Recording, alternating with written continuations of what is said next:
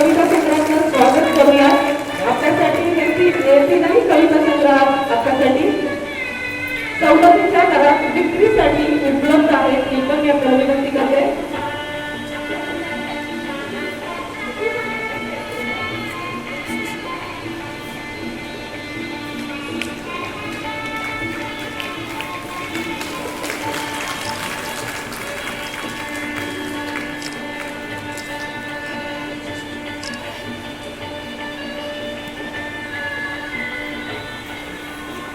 धन्यवाद।